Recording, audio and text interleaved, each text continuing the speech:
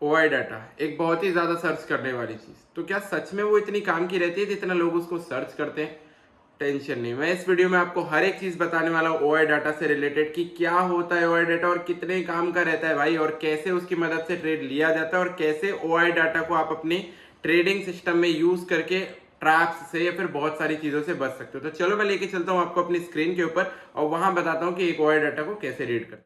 OI data का मतलब आखिर होता क्या है भाई? इतने लोग ओआई डाटा, क्या होता है ओआई डाटा का मतलब? ओआई डाटा का मतलब होता है ओपन इंटरेस्ट का डाटा। ओपन इंटरेस्ट मतलब पब्लिक का इंटरेस्ट किस साइड ज्यादा है, कौन से लेवल पे पब्लिक बाय कर रही है, कौन से ऐसा लेवल है जहां पे पब्लिक सेल कर रही है, ये सारी चीजें आपको बताएगा एक ओआई डाटा। ओआई डाटा को आप कैसे रीड करते हैं, कहाँ से आप उसको सर्च कर सकते हो, सारा कुछ बताता हूँ। सबसे पहले आपको आ जाना है एक न्यू टैब पे। यहाँ पे आपको आके सर्च करना है एनएसई ऑप्शन चेन निफ्टी 50। यहाँ पे आपको आ रहा होगा एनएसई ऑप्शन चेन निफ्टी 50। जब आप इस विंडो को ओपन करोगे आपको पहली वाली लिंक पे चले जाना है। यहाँ पे आपको मिल जाएगा ये ओपन इंटरेस्ट का पूरा डाटा। अभी आप देखो निफ्टी की जो करंट प्राइस यहाँ पे लेफ्ट में शो हो रही है ये 19,443। आपको थोड़ा सा स्क्रॉल डाउन करके इस प्राइस के आसपास में आ जाना है। यहाँ पे अगर चेक करोगे तो 19,450 जो कि क्लोजेस्ट है निफ्टी 50 के प्राइस से, वो यहाँ पे आपको दिख रहा है। अभी देखो जो लेफ्ट साइड रहती है वो रहती है कॉल साइड की, और जो राइट साइड रहती है पुट साइड की। यानी कि यहाँ पे जो आपको डाटा नजर आ रहा है वो ऑप्शन सेलर्स का है, ना कि ऑप्शन बायर्स का। अगर आपको कॉल साइड का ओआई डाटा ज्यादा नजर आ रहा है इस साइड का लेफ्ट साइड का, यानी कि वो रेजिस्टेंस एरिया की तरह वर्क करेगा। और अगर आपको राइट साइड के जो डाटा है वो ज्यादा नजर आ रहा है दैट मीन्स वो एक सपोर्ट एरिया की तरह एक्ट करेगा, क्योंकि वहां पे एक पुट सेलर्स एक्टिव है। अभी आपको इसको रीड कैसे करना है, नॉर्मली यहाँ पे चेक करो। अभी जो क्लोजेस्ट प्राइस है निफ्टी से वो है 19,450। अगर लेफ्ट साइड आप यहाँ पे देखोगे तो यहाँ पे ओआई, यहाँ पे जो पहला यहाँ पे आपको बॉक्स दिख रहा है यहाँ पे ओआई है, और यहाँ पे जो लास्ट बॉक्स दिख रहा है आपके काम का सिर्फ ये दोनों है। अब यहाँ पे ओआई के बॉक्सेस को चेक करोगे तो 19,450 पे कितना ओआई डाटा दिखा रहा है ओपन इंटरेस्ट 85,233। दैट मीन्स यहाँ पे 85,233 ओपन ऑर्डर्स है जो कि एक रेजिस्टेंस की तरह एक्ट करेंगे। एंड वही अगर 19,450 का सपोर्ट अगर निकालोगे तो यहाँ पे 54,479 है। दैट मीन्स यहाँ सपोर्ट एरिया पे जितने लोग एक्टिव है वो है 54,479। अभी आपको बस आपको चेक क्या करना है, कौन से लेवल पे सबसे ज्यादा ओआई डाटा अवेलेबल है, वो एक अच्छे रेजिस्टेंस की तरह एक्ट करेगा लेफ्ट साइड में। अगर इस एरिया को चेक करोगे तो यहाँ पे देखो 19,500 का जो एरिया है यहाँ पे 2,04,44 ओपन इंटरेस्ट है, यानी कि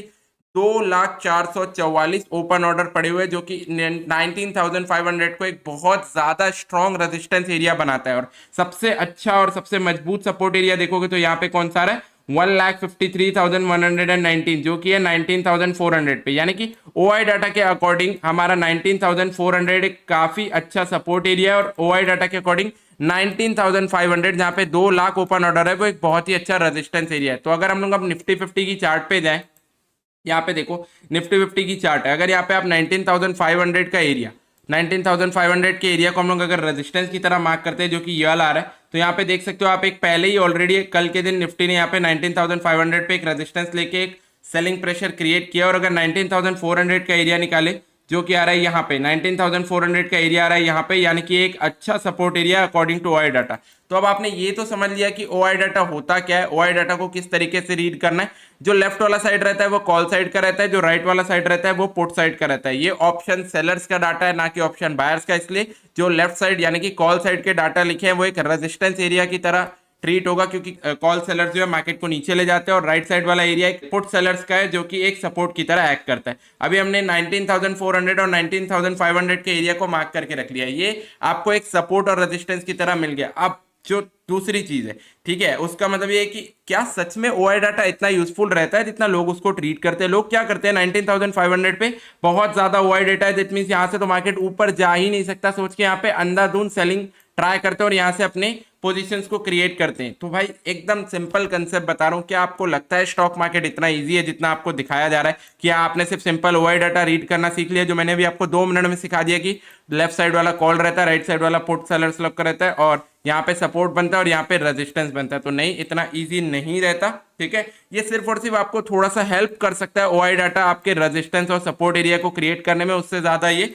कहीं भी आपको काम नहीं आएगा। अभी देखो ओआई डाटा पे लोग ट्रैप कैसे होता है, मैं आपको ये चीज सिखाता हूँ। सपोज करो यहाँ पे मैंने ओआई डाटा के अकॉर्डिंग अपना रेजिस्टेंस पे पोजीशन बना लिया सेलिंग का। यहाँ पे मार्केट आगे कंसोलिडेट कर रहा है, मैं खुश हूँ कि चलो भाई एरिया इतना स्ट्रांग है, ब्रेक नहीं हो रहा है, यहाँ पे और पोजीशन ऐड करते हैं, और पोजीशन ऐड करते हैं। अब एक बात बताओ, अगर मैं पोजीशन ऐड करते जाऊंगा तो मेरे स्टॉप लॉस भी तो ऊपर आते जाएंगे ना। अगर मैं स्टॉप लॉस लगाऊंगा तो होता क्या है, कभी कभी आप लोगों ने नोटिस किया होगा अचानक से मार्केट चला और ये अचानक से इतना ऊपर चला जाता है, आपको कुछ समझ नहीं आता कि क्या रीजन था, क्यों गया। तो वो होता है भाई एक शॉर्ट कवरिंग मूव जो कि आता है ओआई डाटा के कारण, या फिर लॉन्ग अनवाइंडिंग मूव जो कि नीचे की तरफ बन जाता है, वो भी आता है ओआई डाटा के कारण। पब्लिक क्या करती है, ओपन इंटरेस्ट देख के अंधाधुंध बाइंग सेलिंग करना चालू कर देती है, और वहां पे एक बहुत ज्यादा पोजीशन ऑलरेडी क्रिएटेड है और आप लोग क्रिएट करते हो, जिसके कारण स्टॉप लॉस हंटिंग जो कैंडल्स बनती है वो कंटिन्यू एक लंबे मार्केट को लेके चली जाती है, तो अपसाइड के लिए या तो डाउन साइड के लिए, जिसके कारण आप लोग का बहुत ज्यादा लॉस भी होता है। तो क्या यार ओआई डाटा यूज करना सही रहता है क्या, ओआई डाटा से हम लोग को ट्रेड लेना चाहिए? तो उसका रीजन है कहीं ना कहीं ओआई डाटा को आप यूज करके ट्रेड्स को प्लान कर सकते हो, बट हमेशा नहीं। और हमेशा एक चीज याद रखना, आपको मैन्युअली प्राइस एक्शन को समझ के सपोर्ट और रेजिस्टेंस ड्रॉ करना चाहिए। सपोज करो इस मार्केट के मैं पूरी ड्रॉइंग्स को रिमूव कर देता हूँ, इस मार्केट में अगर मेरे को सपोर्ट एरिया या रेजिस्टेंस एरिया फॉर्म करना है, तो मुझे रेजिस्टेंस एरिया कहाँ पे दिख रहा है? मुझे ये वाला रेजिस्टेंस एरिया काफी अच्छा दिख रहा है, क्योंकि यहाँ पे अगर अच्छे से नोट करोगे तो मार्केट ने यहाँ से रिजेक्शन लिया, यहाँ रिजेक्शन, यहाँ रिजेक्शन, देन अगेन एक बार रिजेक्शन। अगर 4 बार ऑलरेडी मार्केट ने यहाँ पे रिजेक्शन लिया है, दैट मींस यहाँ पे काफी अच्छे से सेलर्स एक्टिव है, तो मैं यहाँ पे सेलिंग करना ट्राई करूंगा, प्रेफर करूंगा, जो कि एरिया आ रहा है 19,467 का, रादर देन 19,500 जो कि एक ओआई डाटा का हमको रेजिस्टेंस मिला है। तो ओआई डाटा आपको कैसे यूज करना है, जब सपोज करो आपने कोई सपोर्ट या रेजिस्टेंस को ड्रॉ किया मैन्युअली, जैसे कि मैंने अभी 467 किया, अगर रेजिस्टेंस एरिया मुझे 19,500 पे मिलता है, जो कि काफी स्ट्रॉन्ग तरीके से वर्क कर रहा है, देन मैं उस ओआई डाटा को कंबाइन करता कि यस मेरे को डबल कंफर्मेशन मिल रही है कि पहले तो मेरा रेजिस्टेंस एरिया खुद का आ रहा है और दूसरा वहां पे एक